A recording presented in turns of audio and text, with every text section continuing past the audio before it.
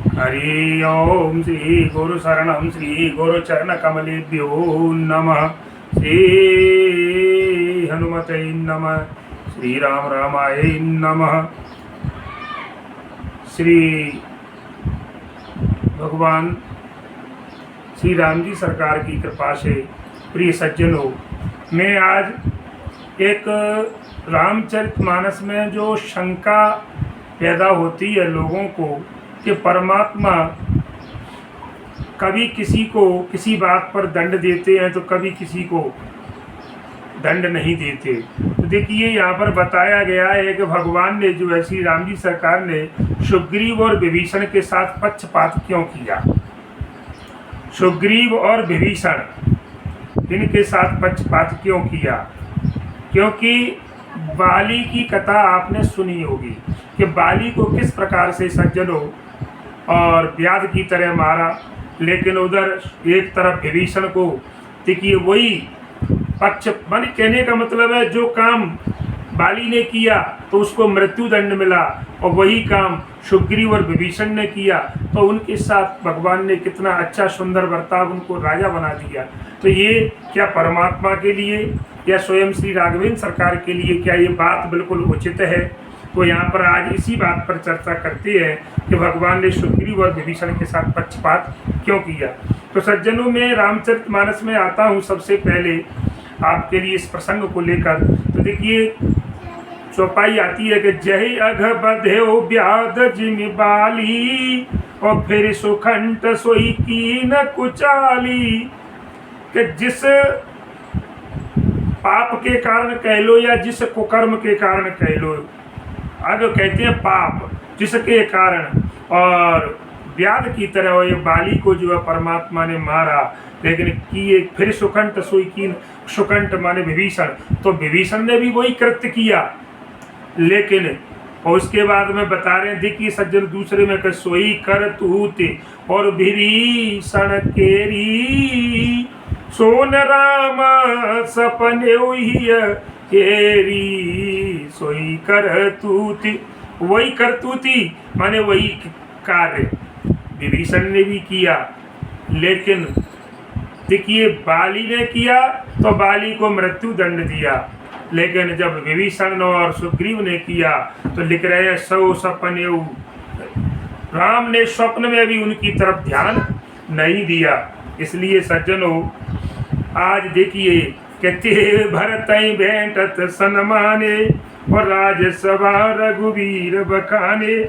तो सज्जनों अब रामचरितमानस में इस बात पर लोग बहुत से इस बात की शंका करते हैं कि भगवान मर्यादा पुरुषोत्तम कहा गया श्री राम जी सरकार को। तो ये बात सही है, मर्यादा पुरुषोत्तम भगवान राम जी सरकार हैं, लेकिन उन्होंने जिस दुष्कर्म के कारण और सज्जनों बाली का एक व्याध की भांति जो है वध किया, वही दुष्कर्म बाद में जो है वो सुग्रीव और विभीषण ने किया।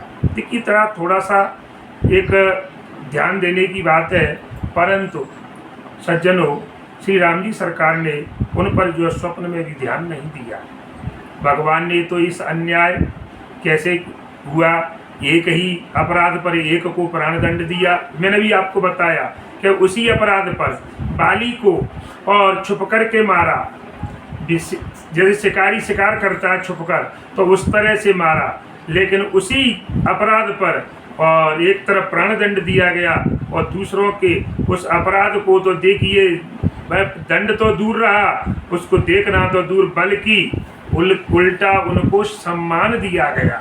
सम्मान का मतलब उनको राज सिंहासन, जैसे सुग्रीव को किष्किंधा का राज दे दिया गया तो विभीषण को पहले ही जब आए थे तो जाते ही राम तिलक तय सारा, जाते ही राम जी ने और लंका का राज दे दिया। सज्जनों इस प्रकार से लोगों में ये शंका पैदा होती है कि जब सुग्रीव और विभीषण दोनों भगवान कहाँ, एक जो बात आ जाती है कि आदमी अपने स्वार्थ के लिए और बुराइयों पर पर्दा डाल देता है और जो उनके साथ काम नहीं करता, उनसे मिलकर नहीं चलता, तो उनकी अच्छाइयाँ भी बुराइयों में बदल जाती हैं।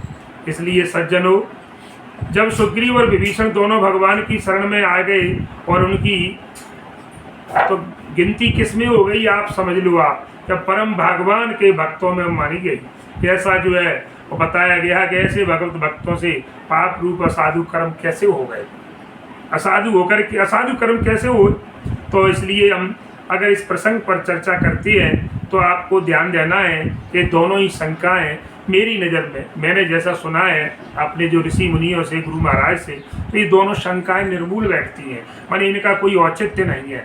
इनको ये जो शंकाएं हो रही हैं कि विभीषण और सुग्रीव के बारे में, तो क्योंकि जिस प्रकार की पुष्टि देखिए आपको मैं ऐसे नहीं, बिल्कुल विधि विधिवत विधान के नियमानुसार इन चौपाइयों में जैसा इनका उल्लेख किया गया है और उनकी जो मुख्य बातें हैं, तो देखिए मैं बता रहा हूँ कि कहत न साय होए ही अनीकी और रीजत राम जान जन जी की।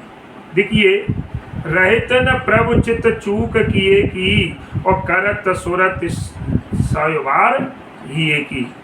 अब आप इनके अर्थ पर ध्यान दीजिए सज्जनों कि कहत नसाय होए ही नीकी, कहने का मतलब है एक कहते हुए न तो हमसे बनती है और न हृदय में अच्छा भाव है, तो राम जी सरकार उस व्यक्ति को कह लो या जन को कह लो, उसके भीतर के भाव को जानकर रीत जाती है। परमात्मा ऊपर के रूप रंग रूप को नहीं देखते, लोगों की बातों को नहीं देखते।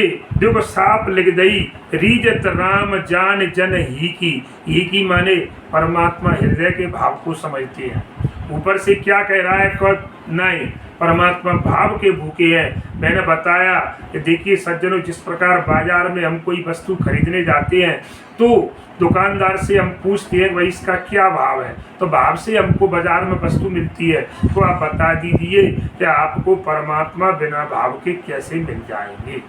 चाहे हम मंदिरों पर रोज दिन में 10 बार घूमते रहें, दुनिया को तमाशा दिखाते रहें कि हम सा बड़ी भक्ति करते हैं, माला फेरें, लेकिन सज्जनों जब तक अपने के मन में आपके में परमात्मा के प्रति भाव नहीं है, श्रद्धा नहीं है, तो वह मिलने वाले नहीं है। जिस प्रकार से बाजार में कोई भी वस्तु बिना भाव के नहीं मिलती, तो यारो कभी परमात्मा कभी बिना भाव के आपको नहीं मिलेंगे। इसलिए परमात्मा स्वयं भाव को जानते हैं। तो यहाँ पर यही आपको समझना है इन दोनों के प्रसंग में। देखिए वचन के बिगड़ने का बताया गया है, वे ख्याल नहीं करते। बात बिगड़ जाए कोई दिक्कत नहीं है, बात खराब हो जाए कोई दिक्कत नहीं है, बातों का कोई दिक्कत नहीं है। यहाँ पर पुनः राम जी के यहाँ एक बात है, बस उनके चित्त में जो किए कर्तव्य की कोई चूक नहीं होती। कहने का मतलब है कि कर्म के बिगड़ने पर भी प्रभु को ख्याल नहीं होता। आदमी का अगर कर्म बिगड़ जाता है ना, उसका ख्याल नहीं है, बल्कि उसके हृदय की स्थिति को वो एक बार नहीं सैकड़ों बार याद करते हैं सज्जनों। तो आपका हृदय निर्मल होना चाहिए, स्वच्छ होना चाहिए। कहने का मेरा तात्पर्य आपसे इस बात पर है कि देखिए मनसा वाचा और कर्मणा, मन से वचन से और कर्म से, यदि इन तीनों में केवल मन का भाव ठीक है, ध्यान दीजिए आप, कोई काम मन से किया जाता है, कोई वाणी के द्वारा और कोई कर्म के द्वारा, तो आपका मन का भाव ठीक होगा ना। तो वचन कर्म से अगर चूक भी हो जाती है सज्जनों, तो परमात्मा अंतर्यामी कहलाते हैं, घट घटवासी अंतर्यामी है। इसलिए वे जब प्रत्येक व्यक्ति के मन की बात को समझते हैं और उनके जो है याद करके उनकी बातों को, वचन और कर्म की चूक पर भगवान ध्यान नहीं। देखो ये सिद्ध होती है यहाँ पर कि भगवान मन की बात को जानते हैं। अगर हमारी वाणी से, हमारे हाथ से कोई गलत काम हो गया, लेकिन मन में हमारे भाव अगर है, तो परमात्मा, मैंने 3 प्रकार के बताया कि मनसा वाचा कर्मणा। तो ध्यान दीजिए आप, मानसिक पाप सबसे बड़ा पाप है। तो मन के द्वारा सोचा गया, आप किसी के बारे में कोई गलत बात सोचोगे तो इसका पाप लगेगा आपको। करने के तो बाद में लगता ही है, लेकिन महाराज सोचने मात्र से भी पाप लगता है। इसलिए यहाँ पर किसी, देखिए एक ग्रंथकार ने जो है, जैसे श्री राम जो दुआवली है, उसमें यहाँ पर एक दुआ लिखा है कि वचन कर्म से जो बने, ध्यान दीजिए कि वचन कर्म से जो बने सो बिगड़े परिणाम, और तुलसी मन से जो बने और बनी बनाई राम। देखिए कितनी सुंदर बात कही है कि अगर मनुष्य की वचनों के द्वारा अगर कोई बात, देखिए वाणी है, जीभ फिसल जाती है तो काम बिगड़ जाता है, तो लेकिन लोग उसको संभाल लेते हैं बैठ करके और क्षमा मांग करके उस पर जो है हो जाता है समाधान। तो वचन और कर्म से जो बन जाए तो सो बिगड़े परिणाम, लेकिन तुलसी मन से जो बने बनी बनाई। कहने का मतलब है वचन और कर्म से जो बाहरी बनावट होती है मानव की, लेकिन दिखौआ होता है महाराज आचार, और मन में कपट रहने से आपका रिजल्ट बिगड़ जाएगा। ध्यान रखना, लिख रहे हैं तुलसी मन से जो बने। तो आपका अगर मन में विचार खराब है तो आपका परिणाम बिगड़ेगा, इसमें कोई बात नहीं है। क्योंकि इसके लिए कहा गया है कि होगा रहे अंतन हो निभाऊ, काल ने निज ने रावण राहु।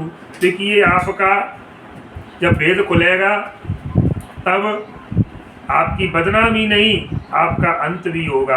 कहने का मतलब है उगर है अंत न हो निभाऊ, आप कब तक छुपाओगे। क्योंकि जिस प्रकार से काल नेमी ने और हनुमान जी को रोकने का प्रयास किया साधु बन करके, क्या राहु का क्या हुआ आपने पता है, बीच में देवताओं में आकर के बैठे। तो देखिए आपने देखा कि पाप का अंत होता है, गलत कार्य गलत ही होता है। इसलिए कहने का मतलब है जिनका मन शुद्ध होगा सज्जनों, उनके वचन द्वेष की अगर जो प्रतिकूलता होगी ना वो कभी भी बाधक सिद्ध नहीं होगी, बाधा नहीं देगी आपकी जो है। इसलिए कहने का मतलब है कि मन सबसे पहली चीज है हमें मन का शुद्ध होना। अगर हमारा मन निर्मल है तो क्या होता है, कपड़ों के धोने से क्या होगा, अरे तन के धोए का तक शरीर को साबुन सर्फ दुनिया भर के जो है क्रीम पाउडर लिपस्टिक लगाइए, क्या होता है सज्जनों, अरे तन को धोने से कुछ नहीं है, हमें धोना है तो इस मन को धोइए। क्योंकि यहाँ पर भी 3 चीजें बताई, मन वचन और कर्म, तो इसमें मन प्रमुख बताया। मन शुद्ध है तो परमात्मा आपकी प्राप्ति होगी, परमात्मा आपके। देखिए विचारों पर गलत विचार भी हो जाते हैं ना, उन पर भी ध्यान नहीं देते, वो यहीं पर इसी बात को कह रहे हैं। देखिए जैसे कि किए कुबेश, अरे किए कुबेश और साधु सनमानु, जिम जग जाम और बंत हनुमानु। देखिए गोस्वामी जी ने कितना सुंदर वर्णन किया है कि मन से हमसे जो ठीक बन जाता है वो मानो कैसा है कि राम जी की बनाई हुई रचना है। देखिए सज्जनों कभी बिगड़ने का नहीं है। राम जी सरकार बार बार अपने जो भक्त होते हैं, चाहे भक्त कह लो, चाहे जन कह लो, चाहे व्यक्ति कह लो, लोग कह लो, जो परमात्मा के सेवक होते हैं, परमात्मा के भक्त होते हैं ना, तो उनके हृदय की अनुकूलता को जो है और वे स्मरण कर उस पर जो है रीझ चाहती है, उस उनकी बातों को स्मरण करते हैं और उन पर बड़े प्रसन्न होते हैं परमात्मा अपने भक्तों की बातों पर, क्योंकि प्रभु का स्वभाव ऐसा ही बताया गया है। जैसे देखिए रामचरितमानस में लिखा है, राम जी सरकार खुद कह रहे हैं कि मोहि कपट छल छिद्रन भावा। देखिए और निर्मल फोरो मन जन सो मोहे पावा। जिस व्यक्ति का निर्मल, अभी बताया कि निर्मल मन होगा जिसमें देखिए जो होती है कपट दम्भ पाखंड द्वेष ईर्षा, ये आपको जिन चीजें नहीं होंगी, तो कहने का मतलब है परमात्मा ने कहा है कि राम जी के मोहि कपट छल छिद्रन भावा। मुझको सब पसंद है लेकिन कपट नहीं है, छल नहीं है, छिद्र नहीं है। माने मैं जैसे साधारण कहावत होती है कि सीधी नदी के पैरैया, तो कहने का मतलब है हम परमात्मा केवल इन चीज़ों को पसंद नहीं करते। मैंने भी बताया आपसे कुछ बातों में बात गलत निकल जाए, बिगड़ जाए, कोई दिक्कत नहीं है। कोई भी कार्य गलत हो जाए तो उसमें कोई बुराई नहीं, माफ़ी मांगने पर वो सही हो जाता है, उसको सही कर भी सकते हैं। लेकिन महाराज मन बिगड़ जाता है तो फिर किससे मांगोगे आप। इसलिए सज्जनों तो लिख रहे हैं आगे सरकार कि पोने पोने भोजा। देखिए जो गीतावली की बात बता रहा हूँ कि पोने पोने भोजा उठाई कहता हूँ और सकल सभापति आओ, और ना ही न प्रिय को मोए दास समय कपट प्रीति बह जाओ। सीताराम सीताराम सीताराम। देखिए सज्जनों कितनी सुंदर बात कही है कि राम जी सरकार अपने स्वभाव के प्रमाण स्वरूप सुग्रीव और विभीषण के बारे में अपने व्रत को स्पष्ट कर रहे हैं। हाँ उनका जो प्रणय है, उनका जो स्वभाव है उसको बता रहे हैं। भुजा उठाए, जैसे उन्होंने कहती है सकल ऋषि के आश्रम जाए जाए, उन्होंने ये प्रण किया था मैं सभी ऋषि मुनियों को सुख प्राप्त कराऊंगा। इसी प्रकार यहाँ पर दोनों के अनुकूलता के कारण अपने कर्तव्य की चूक पर भी कभी भूल करके भी आपने निगाह नहीं डाली, बल्कि भरत जी सरी के भक्त शिरोमणि बैठ करते समय राजसभा में जब भरत जी मिलने आए थे ना, तो उनका श्रीमुख वचनों के द्वारा सम्मान किया।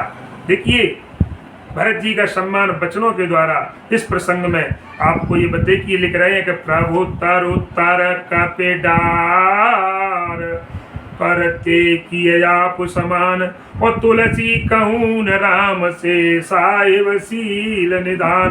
प्रभु तर कपिडार परते किए आप समान। देखिए राम जी तो कैसे हैं, यहाँ पर लिख रहे हैं प्रभु तर तर माने वृक्ष, तर माने नीचे, तो कपिडार पर, और सेवक माने जो कपि होते हैं, कपि सेवक को बताया गया है। समाज जो कपियों का समाज है वृक्षों पर, उनसे ऊंचे पर बैठा है, तो उचित नहीं है। लेकिन देखिए आप देखिए भगवान कहाँ बैठे हैं, नीचे, और बानर कहाँ है, पेड़ पर। तो ये परमात्मा का स्वभाव है, लेकिन वे सबको अपने समान बना लेते हैं। ते किए आप समान तुलसी कहून राम से साहिब। तुलसीदास जी के यहाँ पर बताया गया अंतर्यामी है, वो कपियों के हृदय की बात को समझते हैं और उनको अपने समान, अपने हिसाब जगत को पूज्य बना दिया उन्होंने। जैसे श्री राम जी जैसा शीलदान स्वामी ऐसा दूसरा कौन सा होगा सज्जनों जगत में। और जितने स्वामी जो होते हैं ना, वे अंतर्यामी होने के कारण वचन और कर्म को देख करके, और सेवकों की जो प्रीति होती है जिसे प्रेम कहे, उनको पहचान कर लेते हैं। कैसे पहचानते हैं सज्जनों, तो आप जरा थोड़ा सा ध्यान दीजिए कि लोकं वेद और सुसाई रीति, और विनय सुनत पहचानत प्रीति। देखिए महाराज राम जी सरकार की बात बताई कि सेवक के अंतर के भावों को जानने वाले हैं, ऐसा विनय सुनत पहचानत प्रीति, ये उनकी बात पर ध्यान देकर प्रसन्न रहते हैं और उनकी भूल चूक पर कोई ध्यान नहीं देते, अर्थात उनकी चूक को तो वे गिनते ही नहीं है। अब यदि हम यहाँ पर आगे प्रसंग में बात मुख्य प्रसंग में चलती है अपन दोनों पात्रों के ऊपर, कि जो सुग्रीव और विभीषण की बात करते हैं सज्जनों, तो उनके हृदय की जो अनुकूलता है, जिसे शुद्धता कहे अनुकूलता कहे, केवल कर्तव्य की चूक के प्रमाण को स्पष्ट कर दिया यहाँ पर, तो ये प्रकरण साफ हो जाएगा। पहले सुग्रीव को ले लेते हैं अपन, दोनों में से एक को लेते हैं। तब राम जी सरकार का जो इतना ऐश्वर्य है जिसे अमित कहेंगे, अमित का मतलब व्यक्ति का तो एक सीमित रहता है, आ माने नहीं, मित माने जिसकी कोई सीमा न हो, तो उनके ऐसे अमित ऐश्वर्य को देख करके सुग्रीव के हृदय में वो देखिए ज्ञान का हृदय, ज्ञान का प्रकाश होगा। देखिए जब परमात्मा का उन्होंने प्रभाव देखा, इनका प्रभाव बड़ा सीमित है, तो उनके हृदय में ज्ञान का उदय हुआ और प्रभु की कृपा से उनका मन जो स्थिर हो गया। ये होता है भक्त का स्वभाव। तब जाकर के उन्होंने अपनी समस्त कामनाओं को देखिए हृदय से निकाल करके फेंक दिया। देखिए जो व्यक्ति अपनी वासनाओं को, अपनी इच्छाओं को छोड़ देता है, त्याग देता है, तो परमात्मा उसको वैसे ही अपना लेते हैं। तो यहाँ पर देखिए सुग्रीव जी ने अपनी सभी कामनाओं को त्याग दिया, त्याग करके फेंक दिया, कहने का मतलब मन से निकाल दिया। और जो सुख है, संपत्ति है, परिवार बढ़ाई, सुख संपत्ति परिवार बढ़ाई बताती है ना, ये चारों वस्तुओं को जिन्हें बाली ने छीन लिया था उनसे।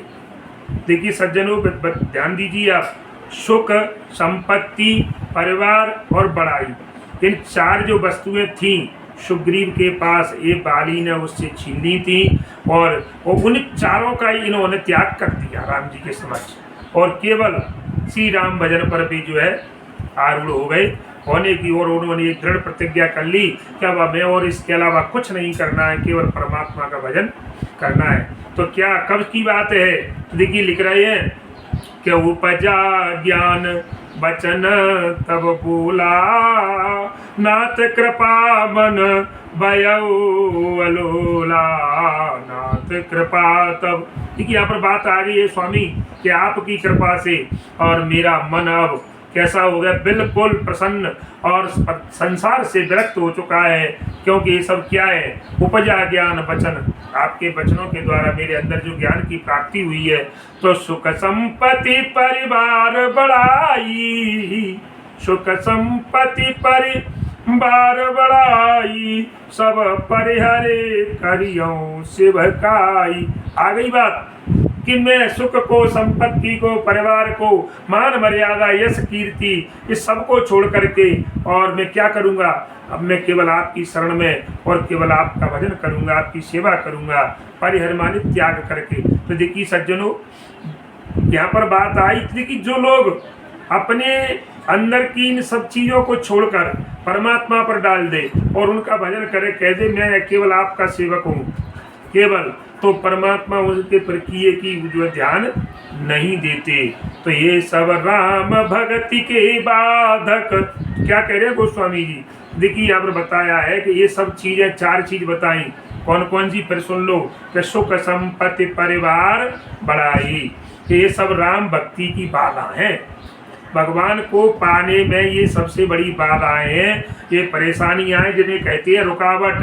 तो कहे संत सब पद अवराधक, ऐसा ऋषि मुनि संत लोग सज्जन विद्वान ऐसा कहते हैं कि बाल परम हित जासु प्रसादा, वो मिलो राम तुम समन विषादा, सपने जैसन होय लड़ाई और जागे समुझत मन सकुचाई।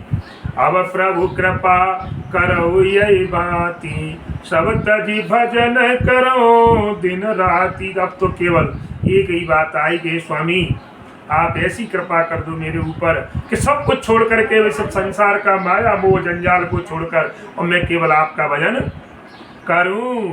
तो महाराज देखिए, जब आइए मुख्य बिंदु पर सुग्रीव की ऐसी दृढ़ प्रतिज्ञा को सुना, जो लास्ट की जो आपने अभी चौपाई मैंने बताई कि अब प्रभु कृपा करो यही भांति और सब तज भजन कराऊं दिन, सबको छोड़ करके रात दिन 24 घंटे 8 याम मैं केवल आपका नाम स्मरण करूं, केवल आप मेरे ऊपर ये कृपा। देखिए डायरेक्ट सुग्रीव ने ये नहीं कहा कि आप मेरे राज्य को लौटा दो, मेरी पत्नी को लौटा दो, ये कुछ नहीं कहा।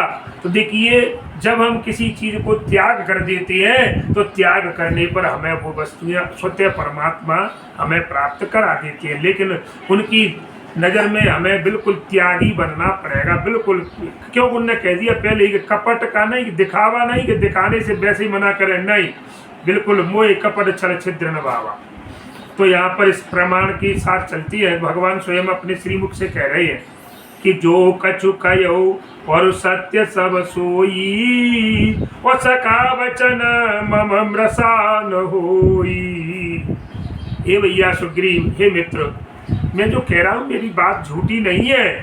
लेकिन क्या कि देखिए यदि सुग्रीव के मन में अगर कपट होता, वासनाएं माने जो इच्छाएं होती उसको कुछ राज्य पाने की, पत्नी को पाने की, जो अपना यश सम्मान, तो भगवान उनके श्रीमुख से ऐसी बात नहीं निकलती। इसलिए सज्जनों, उन्होंने सुग्रीव के हृदय की शुद्धता को पहचान लिया। कहने का मतलब है उनको एक सर्टिफिकेट दे दिया, सील लगा दी परमात्मा ने, जाओ तुम शुद्ध हो, तुम्हारा मन पवित्र है। तो यहाँ पर परमात्मा ने वो अपना सर्टिफिकेट दे दिया कि जाओ कहीं भी चले जाना, तुम्हें किसी प्रकार की दिक्कत।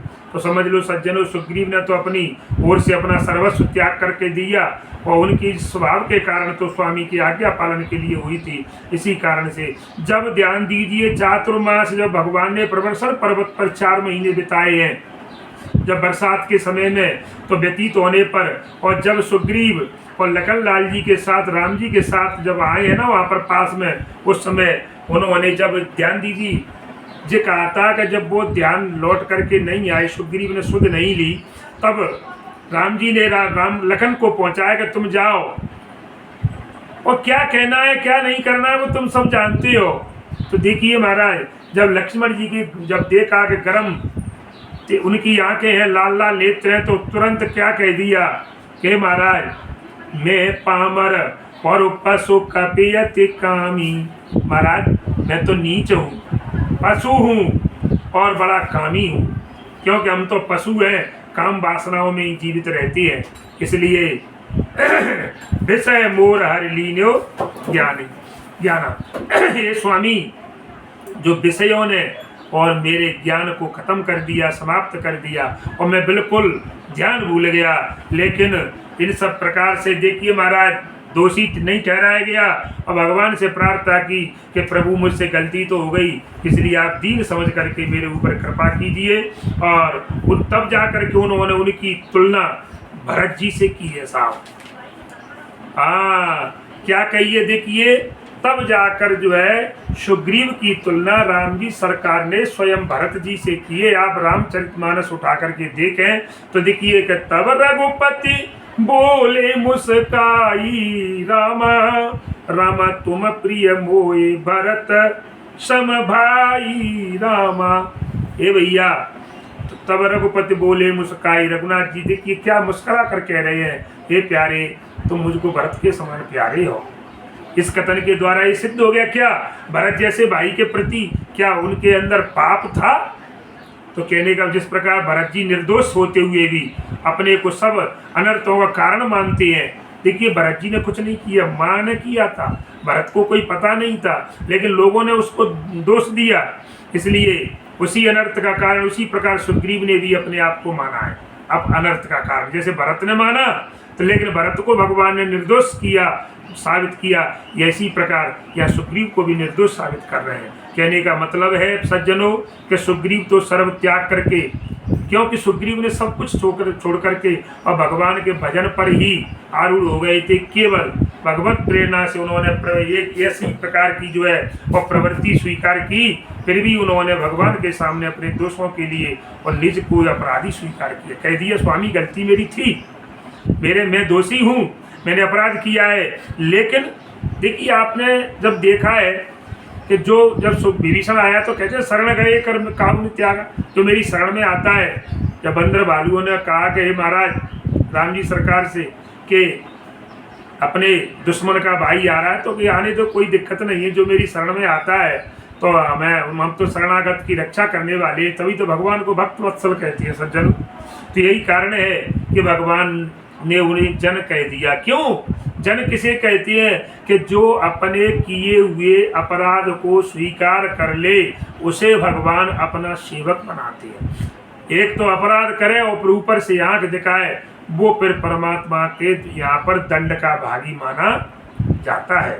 तो सज्जनों तभी तो कह दिया जब उन्होंने अपने अपराध को स्वीकार कर लिया कि तुम प्रिय मोए भरत सम भाई, कि तुम मेरे यहाँ भरत के समान भाई हो, इसलिए तुम भरत के समान शुद्ध हृदय होने के कारण उन्हीं के समान मुझे प्रिय हो।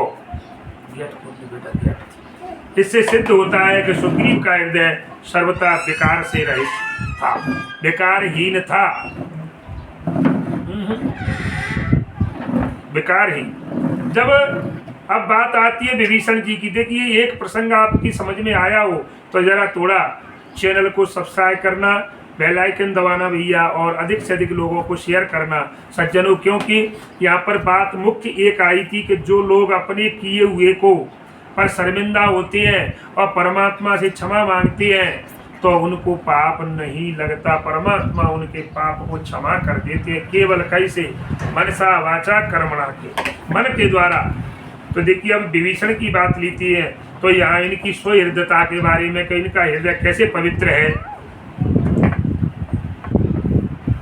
तो इसके भी मैं जिस प्रकार से आपको सुग्रीव के बारे में प्रमाण दिए थे, अब उनके बारे में भी मैं आपको प्रमाण देने जा रहा हूँ। देखिए महाराज जिस प्रकार से गए विभीषण पास, तब देखिए पुण्य कयो पुत्र बरमा। अब कब की बात आ रही है? जब इन्होंने तीनों भाइयों ने तपस्या की थी, रावण, कुंभकर्ण और विभीषण, तब इन्होंने कह रहे हैं कि विभीषण के पास में जब ब्रह्मा जी पहुंचे थे उनसे कहा कि पुत्र तुम वर मांगिए तो त्यय मांगियो भगवंत पद कमल। देखिए कमल अनुराग, तो उन्होंने क्या मांगा? सब उसने मांगा कुछ, रावण ने क्या मांगा आपको सब पता है, लेकिन उन्होंने यहीं से शुरुआत हुई है साहब कि कौन भगवान का सेवक है, रहने से उससे कोई मतलब नहीं है। तो देखिए उन्होंने भगवान के चरण कमलों का प्रेम मांगा सज्जनों, इसलिए आपको विभीषण के बारे में इस प्रकार की बातों पर तो ध्यान देना ही नहीं चाहिए। इसलिए और दूसरी बात, जब हनुमान जी गए हैं खोज करने के लिए तो क्या लिखा है कि साधु ते होई न कारज हानि और तुम सारी के संत प्रिय मोर। देखिए क्या कहे, तुम जैसे तो मेरे प्रिय मित्र हैं, इसके साथ भगवान ने अपने श्रीमुख से भी इस प्रमाण की स्पष्टि की है महाराज कि जब विभीषण ने शरणागति के समय भगवान से प्रार्थना की थी ना, क्या कि और कछु प्रथम वासना रही प्रभु पद प्रीति सरिस शोभई। अब तो लोग कहती है कि फिर भगवान ने पक्षपात क्यों किया। तब अंतर्यामी भगवान परमात्मा जो है उन्होंने ये बात को सिद्ध कर दिया कि जदपि सका तब इच्छा नाई और मोर दरस अमोघ जग माई। मेरा दर्शन ऐसा नहीं है, अमोघ है। मेरे दर्शन मात्र करने जैसे बाण निष्फल नहीं होता, ऐसे दर्शन से सभी पाप नष्ट हो जाते हैं। लेकिन वैसे मुझे इच्छा नहीं है इस बात की। यदि सचमुच विभीषण में अगर पूर्ण वैराग्य की उत्पत्ति नहीं होती ना महाराज, तो अंतर्यामी भगवान के जो श्री राम जी सरकार, राघवेंद्र सरकार और अवध बिहारी, उनके मुख से जिनी बोला जाता क्या कि तब इच्छा नाई, तो उनको इस बात का प्रमाण नहीं मिलता, उनको प्रमाण पत्र नहीं दिया जाता। तो यहाँ पर बिल्कुल कह दिया कि जदपि सका तब इच्छा, तुम्हारी इच्छा नहीं थी भले ही इसकी, लेकिन मेरे दर्शन खाली नहीं जाते। जो लोग निर्मल मन से और मेरा दर्शन करते हैं ना, तो मैं उनको कुछ दे करके जाता हूँ। जैसे आपने सुना कुंती ने, और जब वो एक मंत्र को सिद्ध करने के लिए सूर्यदेव का जो आह्वान किया था ना महाराज, तो सूर्यदेव आए और पूछा बोलो क्या है, तो कि मैंने तो वैसे ही ये मंत्र का एक आजमाइश की थी। तो देवताओं ने कहा सूर्य भगवान के, में जब देवता लोग आते हैं तो कुछ न कुछ देखे, तो देखिए तब वो पुत्र, और आपको सबको पता है कि कर्ण के रूप में देखिए दे करके गए थे। इसी प्रकार परमात्मा कहते हैं कि मेरा दर्शन खाली नहीं जाता, मेरे दर्शन से और मनुष्य के सभी पाप नष्ट हो जाते हैं, लेकिन होना चाहिए निर्मल मन। तब जाकर के यहाँ पर देखिए विभीषण भी जिस प्रकार से सुग्रीव ने अपनी सभी इच्छाओं का दमन किया, महाराज ये भी यहाँ पर अपनी इच्छाओं का त्याग करके क्या कहा है कि आप मिलाल कर लीजिए दोनों तरफ चौपाइयों का, कि अब कृपाल निज भगति पावनी और देव सदा शिव मन भावनी। जो शिव को, जो शंकर भोले को प्यारी है वो भक्ति परम पवित्र भक्ति है, कृपालु है, जगदाधार। हे स्वामी, हे श्री राघवेंद्र सरकार, आप मुझे दे दीजिए। देखिए जो व्यक्ति अपना समर्पण कर दे, तो समर्पण करने के बाद फिर और कुछ बचता नहीं है। तब इसी दशा में देखिए स्वामी की इच्छा के द्वारा, और जब उनका राज्याभिषेक किया गया, जब सुग्रीव और विभीषण दोनों भक्तों के हृदय में जब इस प्रकार की निष्कामता और आई थी है, तो भगवान की भक्ति की जब अनुकूलता जब सिद्ध हो जाती है सज्जनों, तो दोनों ने अपनी स्वामी की आज्ञा की जो स्वभाव था, प्रवृत्ति कह लो या स्वभाव कह लो, उसको स्वीकार करके और उनकी आज्ञा का पालन किया और उनको सिरधार किया। तब जा करके, और देखिए बाली के और इनमें दोनों में कितनी भिन्नता थी। इन्होंने प्रभु की आज्ञा को सिरोधार्य किया। बाली वास्तव में विरक्त और भगवत भक्त न था, ध्यान दीजिए, विरक्त और भगवत भक्त नहीं था। उसने जो कुछ किया अपनी इच्छा से किया, अपने कर्तव्य अभिमान वश किया, क्योंकि उसको अपने बल पर अभिमान था। तो बाली अपने बल पर करता था, इसलिए उसके कार्यों में उसका हृदय शामिल भी था। और जब कह दिया कि परमात्मा जब हृदय में शुद्धता चाहते, निर्मल मन जन सो मोह, पहले ही कह दिया कि जिसका मन निर्मल होगा, वासना से रहित तो होगा, वो व्यक्ति मुझे पा सकता है। तो यहाँ पर बाली का हृदय मन में अभिमान से ग्रसित था, इसलिए जब अभिमान आ जाता है तो आपको पता है भगवान अभिमान का आहार करते हैं, उस अंकुर को हमेशा हमेशा के लिए उखाड़ करके फेंक देते हैं सज्जनों। इसलिए उन्होंने अपने किए का फल भोगना पड़ा है। बाली ने जो किया उसका फल भोगना पड़ा, क्योंकि वो अभिमान के वशीभूत किया था। और यही रहस्य है कि बाली के कर्म के लिए यहाँ पर जो है अग शब्द का प्रयोग किया गया है। जय यज्ञ बध्यो बाले, तो जिस अग के कारण और बाली को मारा गया, जय अग बध्यो व्याध जिम बाली। क्योंकि जो जान, अब देखिए अगर किसी पाप को हम जानबूझ कर करें तो वह चूक नहीं कहलाती महाराज, वो अग कहलाता है, वो पाप है। तो बाली को तो ये पता था कि मेरे भाई की पत्नी, तो ये पाप जानबूझ कर किया उसने, इसलिए ये पाप क्षमा के योग्य नहीं है। लिख रहे हैं कि वह चूक न होकर के अग कहलाता है। और अवश्य में वो उसका भोक्तव्य, माने उसको वो भोगना ही पड़ता है। वो पाप कटता नहीं है, चाहे कोई भी आ जाए, लेकिन उस पाप को कोई काट नहीं। लेकिन सज्जनों, दूसरी बात, जो पुरुष अपनी इच्छा से नहीं बल्कि या तो किसी दूसरे की प्रेरणा से या अपने स्वामी की आज्ञा से अथवा किसी संयोग के वश और किसी कुचाल में पड़ जाता है, तो वह किसी अंश में अपराध की श्रेणी में मान लिया जाता है। ध्यान रखिए आप, क्या तो आप अपनी मर्जी से या किसी दूसरे की वजह से, जो सदा ही वो भी क्षम्य हो सकता है, क्योंकि अब पहले ही कह दिया, किसी दूसरे के बस में कोई जबरदस्ती आपको बंधन में डालकर आपसे कोई काम क्यों करना पड़ेगा, उसके बंधन में वो मारेगा, पीटेगा, हमें ताड़ना देगा, तो हमें करना पड़ेगा मजबूरी में, तो वो क्षम्य है। वो भगवान कहते हैं वो क्षमा के लिए है, उसको हम क्षमा कर सकते हैं। इस रहस्य पर यहाँ पर बात आती है कि सुग्रीव और विभीषण के लिए अग शब्द का प्रयोग नहीं करके केवल क्या कह दिया, कुचाली शब्द दे दिया। यहाँ पर कुचाली शब्द का प्रयोग किया। सज्जनों, आपने अभी सुना कि वहां पर कहा कि जित सोई करतूत विभीषण केरी, तो वो विभीषण ने और सुकंठ सोई कीन कुचाली, तो यहाँ पर इसके लिए कर्म वही किया, दोनों का एक ही था, लेकिन यहाँ पर कुचाली शब्द का प्रयोग कर दिया। क्यों? चाल थोड़ी गलत रास्ते पर चल गया था, इसलिए कुचाल कह दिया। बुरे रास्ते पर चलना कुचाल। और अग माने तो पाप होता है, क्योंकि जानबूझ करके अभिमान के बस जो किया गया होता है वो पाप की श्रेणी में आता है। और बुरे रास्ते पर किसी कारणवश, मैंने अभी आपको 3-4 कारण बताए, उनके करतूती कहने का मतलब है कुचाली। और सोई करतूत विभीषण के लिए करतूती कही और सुकंठ माने सुग्रीव के लिए कुचाली कही। तो इन 2 शब्दों का सज्जनों ध्यान रखिए, 3 शब्द हैं। बाली के लिए अग और विभीषण के लिए करतूती और उसके लिए कुचाली शब्द का प्रयोग किया है। तो ध्यान दीजिए, केवल कर्म की चूक ही को सूचित करने के लिए हृदय की शुद्धता और संकेत किया गया है। बाली के अग शब्द में ये की विकरालता माने हृदय की विकरालता का सूचक होती है, और सोई कुचाली में और सोई करतूती शब्द केवल कर्म इंद्रियों से किए जाने वाले कार्यों में है, इंद्रियों के द्वारा किए गए सूचित करती है हमारी तरफ, हृदय की अवस्था की सूचना नहीं। इनमें हृदय का कोई दोष नहीं है, ये हृदय से नहीं किए गए, केवल इंद्रियों की गलतियां थी इनमें। जो विभीषण और सुग्रीव के द्वारा जो गलतियां की गई वो इंद्रिय गलती थी, और उसके द्वारा जो किया गया था वो महाराज एक साफ मन की गलती थी, मन के द्वारा किया गया। इसलिए हृदय की अवस्था, अब इन भक्तों की ये की सुरति करके इनके किए पर जो चूक की बात आती है, तो यहाँ पर लिख रहा है कि विरध संभार गुण के कारण स्वप्न में भी ध्यान नहीं दिया, जैसा बताया गया।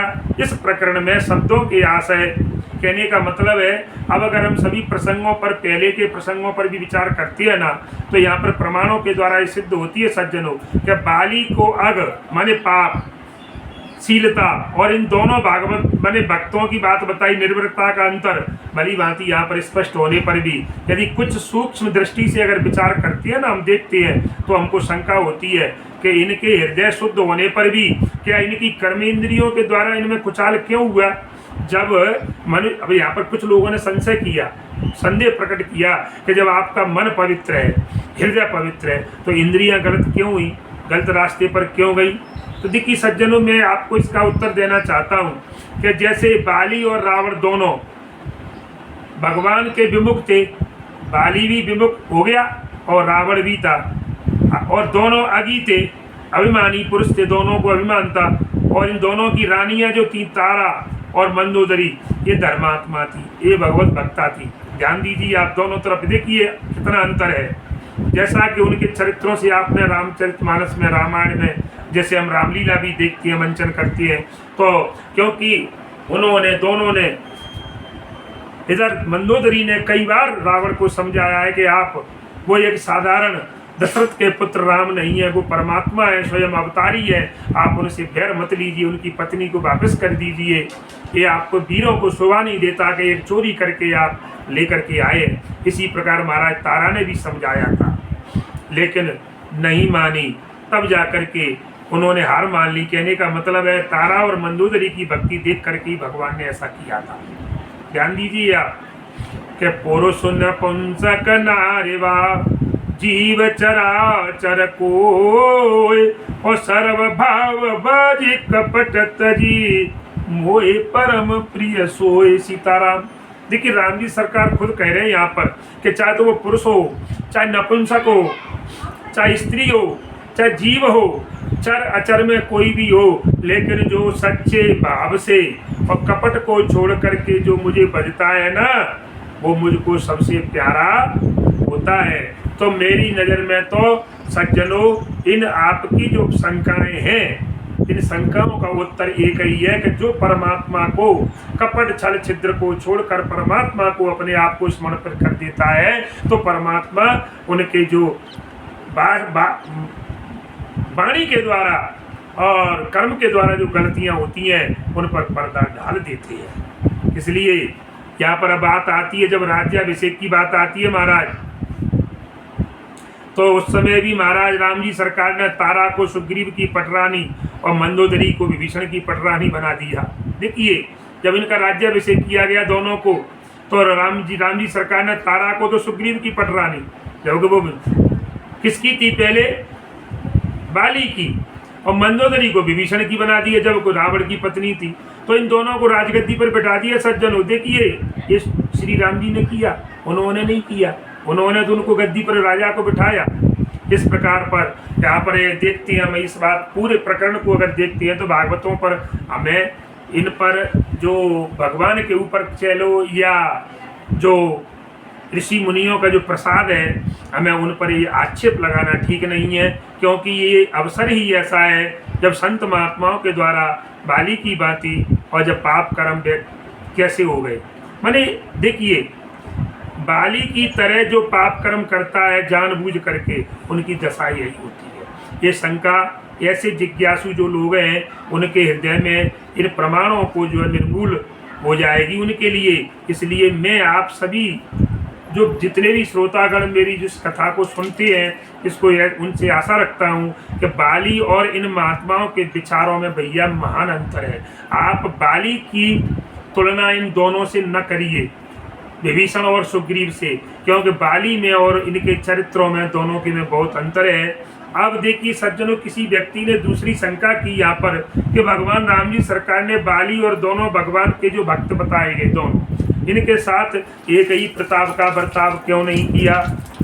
तो इसका समाधान मैं आपको बताना चाहता हूँ कि भगवान जिसका जैसा हृदय होता है ना, उसके साथ वैसा ही बर्ताव करते हैं। कहने का मतलब है प्रभु देख लेते हैं कि इनके मन की गति कैसी है, इनके मन की चाल कैसी है, तो परमात्मा भी उधर की तरह उसी हिसाब से चल देती है। तो देखिए भक्तों के लिए बात बताई है यहाँ पर कि यद्यपि सम नहीं रागन रोसु और गहई न पाप पून गुण दोषु, तदपि करई सम विषम विहारा और भगत या भगत हृदय अनुसारा। ये भगत और अवगत को नहीं देखते, वो सबका हृदय में उनका विचार करते हैं। और परमात्मा के यहाँ पर ना तो कोई राग है न रोष है और कोई पाप पुण्य गुण दोष का कोई प्रभाव नहीं है।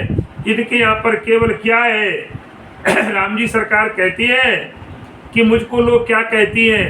देखिए मुझको जैसे एक पारस पत्थर का उदाहरण आता है सज्जनों के, पारस पत्थर का एक स्वभाव होता है कि उसके पास में अगर लोहा ले जाती है तो वो सोना बन जाता है, लेकिन पारस पत्थर ये नहीं देखता कि ये लोहा खराब है, ये कसाई के घर का लोहा है, छुरी है, ये हत्या करती है, और एक लोहा सोने में रखा हुआ है। तो इस बात को पारस नहीं जानता क्योंकि उसका स्वभाव है सोना बनाना। तो सो दुविधा पारस नहीं जानत कंचन करत खरो, प्रभु जी मेरे अवगुण चितन धरो। एक नदिया एक नार कहावत, डेलो नीर भरो। चलन दो बंद हो गई। तो समदर्शी मोए कह सब कोई, सेवक प्रिय अनन्य गत सोई। देखिए मुझको लोग समदर्शी कहते हैं, और इसलिए समदर्शी का ही मतलब यही है कि मेरे यहाँ सब समान है, लेकिन केवल मन का फर्क है कि जाके हो हित सब प्रकार चित नाइन आन उपाव, और तिनय लाग धर देह करो सब, डरो न सुजस न साव। देखिए कि भगवान श्री राम जी सरकार क्या कह रहे हैं फिर कि किसी के लिए मुझको चाहे कोई भी रूप धारण करना पड़े इस पृथ्वी लोक पर, किसी रूप को चाहे 12 रूप धरना पड़े अपने भक्त के लिए, चाहे नरसिंह रूप धारण करना पड़े, चाहे मुझे वामन अवतार धारण करना पड़े, चाहे कोई से भी अवतार में आना पड़े, लेकिन मैं डरता नहीं हूँ और मैं अपने भक्तों के लिए किसी भी हद तक जा सकता हूँ। और सज्जनों, फिर सुग्रीव और विभीषण ने तो प्रभु की आज्ञा मानी और तारा मंदोदरी को पटरानी के रूप में स्वीकार किया, अपनी मर्जी से नहीं। देखिए, राम जी सरकार ने उनको कहा कि आप राजा हो और ये आपकी रानी बनेंगी, पटरानी बनेंगी, तो राम जी सरकार के आदेश पर ही उन्होंने उनको अपनी पटरानी स्वीकार किया है। इसलिए अपराधी की किसी लिख रहे हैं वहां पर बाली के समान दंड नहीं दिया ना, यहाँ पर इसके लिए बताया गया है कि एक अपराधी को किसी की हत्या करने के कारण फांसी पर चढ़ाया जाता है सज्जनों, परंतु क्या जल्लाद को चढ़ाते हैं? अच्छा, एक कोई अपराधी है, किसी की हत्या करके आया है, उसको फांसी हो गई, उसको फांसी, लेकिन क्या जो जल्लाद फांसी देता है, क्या आपने सोचा है कभी उसको फांसी दी जाती है? जल्लाद वो तो हजारों लोगों को फांसी देता है। तो जो, लेकिन महाराज इसमें बस फर्क एक ही है, क्योंकि वो अपनी मर्जी से किसी को नहीं, वो कानून की, वो हमारे जो मजिस्ट्रेट जिसे जज कहते हैं, भगवान का दर्जा है, वो उनकी आज्ञा का पालन करता है, तो इसलिए उसको हत्या का दोष नहीं लगता, किसको? जल्लाद को। इसी प्रकार सज्जनों, आप मेन बिंदु पर आ जाइए यहाँ पर। और जो तारा और मंदोदरी है, तो सुग्रीव और विभीषण ने महाराज अपनी मर्जी से इनको पटरानी नहीं बनाया, इनको श्री राम जी सरकार के आदेश पर इनको पटरानी बनाया। इसलिए इनको इसमें जैसे जल्लाद का कोई दोष नहीं है, उन्होंने अपने मालिक के आदेश का पालन किया, इसी प्रकार इन्होंने भी अपने प्रभु के आदेश का पालन किया। और सज्जनों, तो आपको ये अच्छा लगा होगा कदा, लेकिन इसका अपराधी बना दंड दे सकता है, लेकिन क्योंकि जल्लाद तो वह काम अपनी आज्ञा पालक में कर रहा है, इसलिए आपको बता रहा हूँ कि प्रभु तो धर्म संस्थापना के लिए, देखिए भगवान क्यों आए यहाँ पर पृथ्वी पर, धर्म की स्थापना के लिए अवतार लिया है। फिर तारा मंदोदरी को फिर से सुग्रीव और विभीषण की पटरानी बनाना, क्या ये धर्मशास्त्र के लोगों ने प्रसंग, देखिए वो तो प्रसंग पर प्रसंग चलते हैं, तो लोग क्या इनको धर्मशास्त्र के विरुद्ध क्यों किया ऐसा काम, उनकी रानी उनको द्वारा ऐसा क्यों पल। तो लेकिन यहाँ पर तारा मंदोदरी के बारे में देखिए, इनके लिए मैं आपकी शंका को निर्मूल कर दूं कि क्या जो बाली की पत्नी प्रेत की बन गई, पहले इनकी थी, बाली की बन गई, तो ये क्या है? तो इनके बारे में मैं आपको एक कथा बताना चाहता हूँ कि इन दोनों का अवतार पंचकन्याओं में बताया जाता है। देखिए, ये अहिल्या, द्रौपदी, तारा, कुंती, मंदोदरी तथा पंचकन्या सारे नित्यम सर्वपातक विनाशनम।